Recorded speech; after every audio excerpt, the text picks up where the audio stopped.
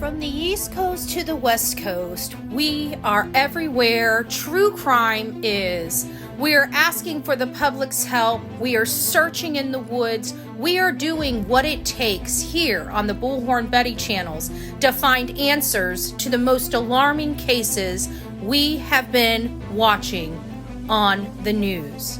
I can tell you personally that I have traveled this entire country seeking these answers and bringing that content right here to you here on the Bullhorn Betty channels and Bullhorn Betty Crime Stories. We are happy with the work that we've done.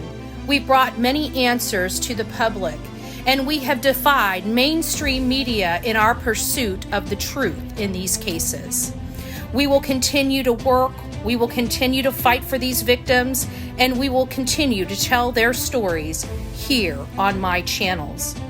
Welcome to the Bullhorn Betty brand of channels and the Coffee Club. Thank you for your love. Thank you for your support. And more importantly, thank you for allowing me to bring these victims' stories to each and every one of you, advocating for each of these victims. God bless you. God bless America. And more importantly, God bless our victims. Hey guys, Bullhorn Betty here. So you guys know I just got off a live with you guys just about an hour or so ago. And somebody had brought up into my chat, if you guys were here with me, I don't know if you guys are new people or you guys were here with the first live or not, but somebody was bringing up the fact, asking me if I looked at the Uvalde post. Do you guys remember that? Did I look at the Uvalde post? This is related to Sebastian Rogers, a 15-year-old autistic boy that disappeared from Hendersonville, Tennessee on February 26, according to his mother. And there's been a lot of information coming out that leads us to believe that mom and stepdad, Katie Proudfoot and Chris Proudfoot, are not being the most forthcoming individuals about what happened in that home. The timeline sketch, the mom's stories changed multiple times. Lack of emotion, lack of empathy, lack of sympathy, lack of grief, lack of every blessed thing. Families going on vacations, went to Alaska, now in some damn water. I don't know. Just this is a crazy story. It doesn't seem like anybody outside of Seth Rogers really gives a crap about this boy. That's if you really want to know my truth, right? That's what it seems like to me.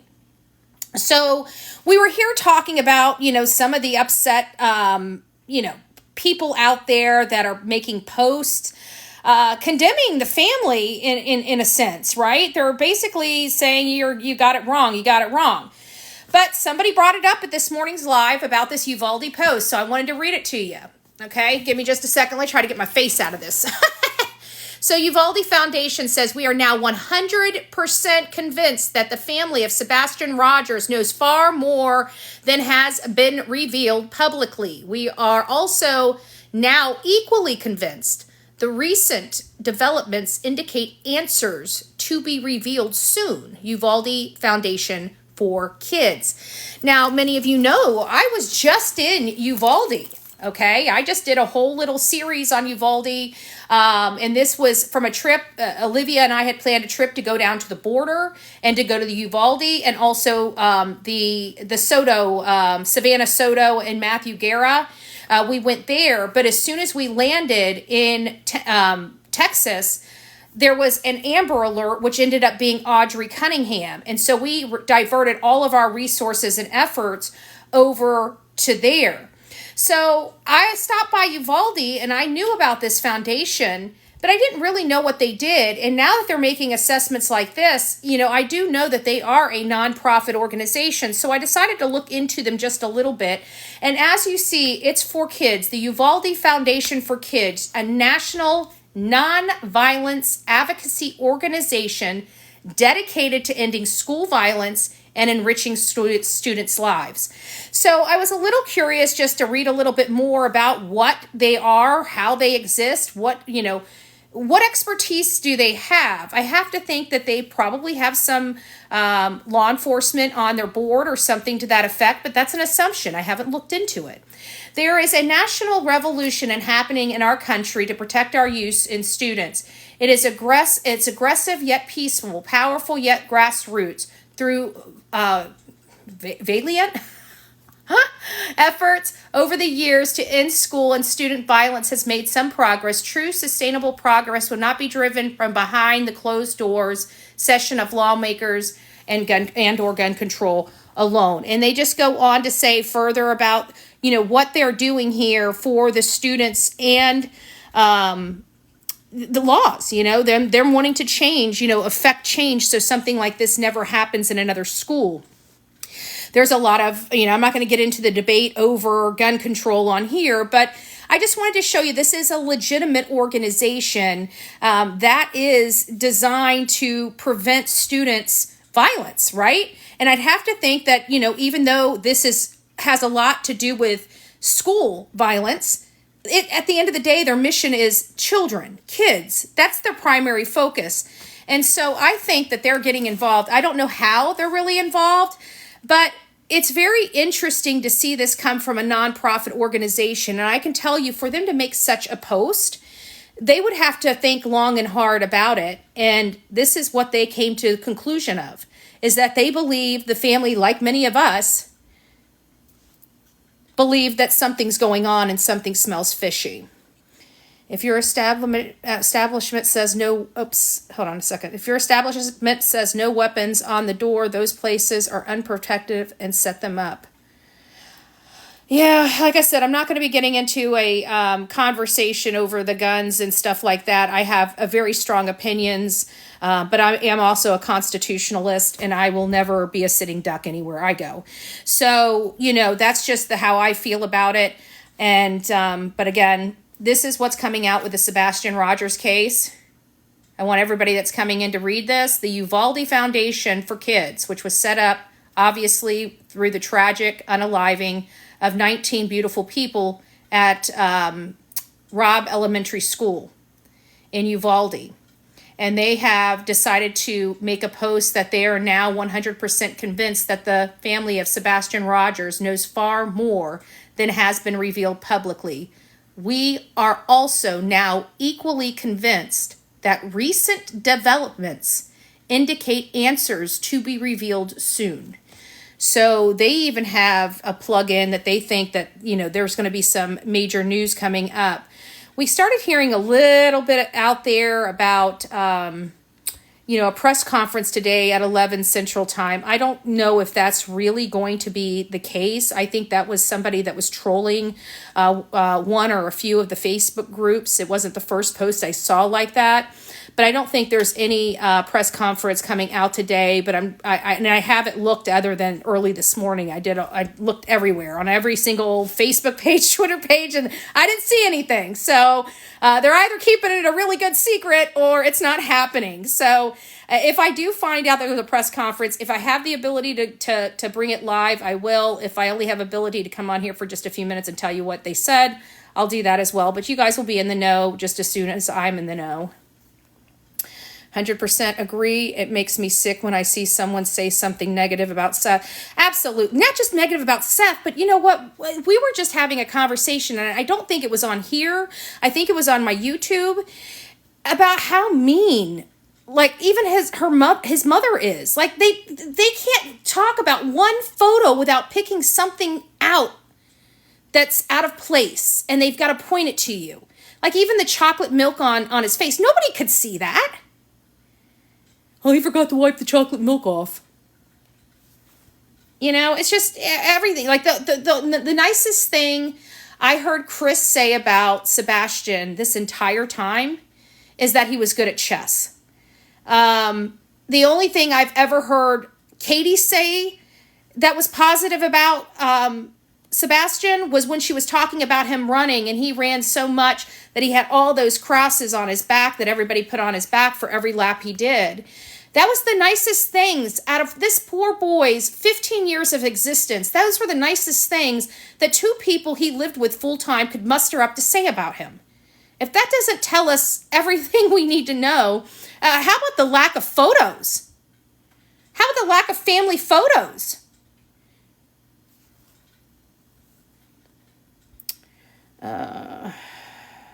Who is Seth?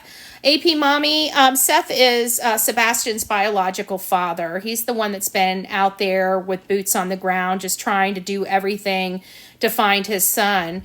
And JoJo, Uvalde is a town in Texas, and there was a person.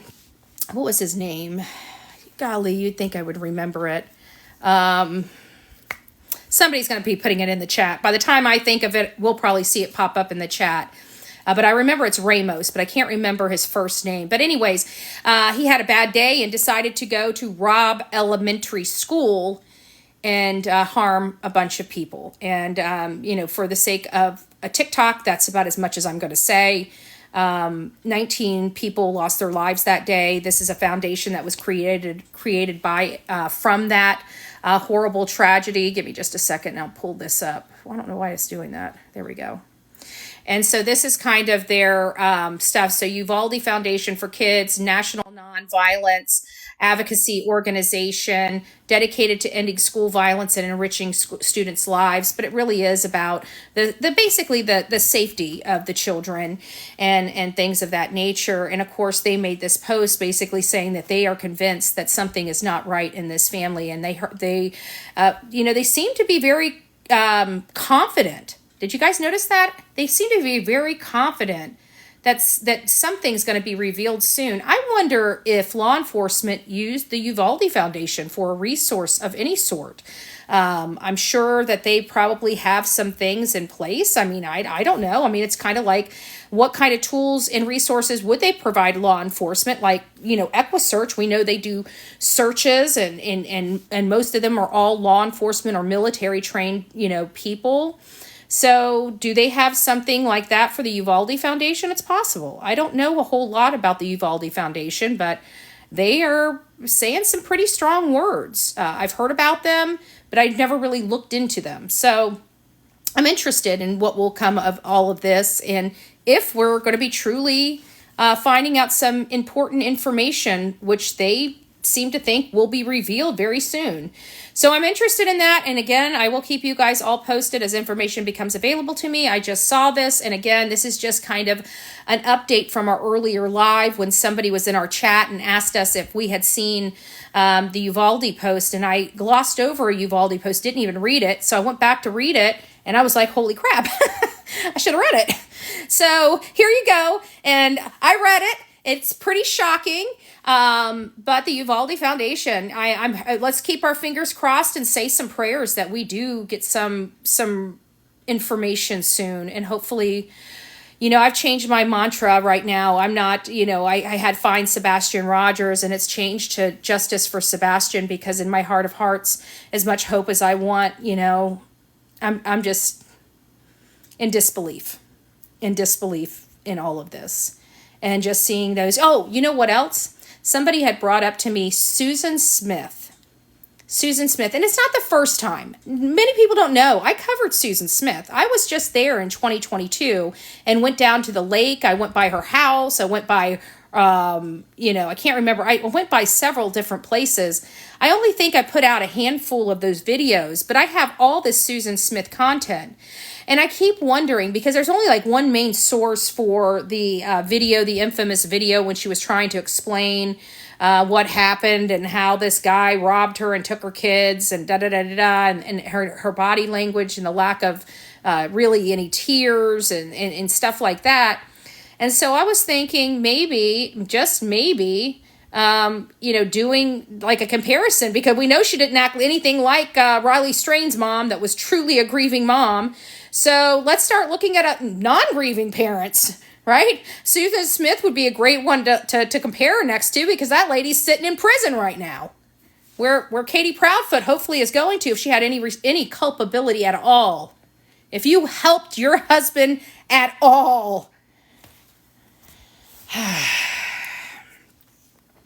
Lori Vallow, yeah, but Lori Vallow's like majorly whacked. That chick, I don't know, man. I've never seen a person. She looked so normal years ago. It's like, what happened? The only time I've ever seen that kind of change in somebody where they almost went from a normal person to this like childlike stage, which is what I'm going to say, is when they're on a hefty amount of, narcotics and they just fry their brain out.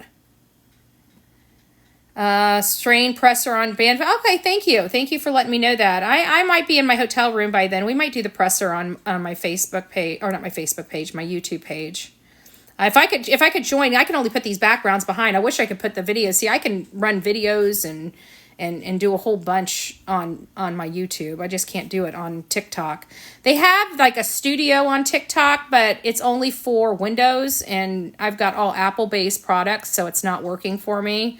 And I don't think they're going to come out with an Apple-based. I hate Apple. I just hate it. It doesn't work with anything. That's the only thing I don't like about it. You spend $2,000, you expect it to connect to literally everything. It should be connecting to Jupiter, And I've got to fight just to have things connect to. It just drives me nuts. Windows, I don't have that problem with. Androids, I don't have Android works with literally everything.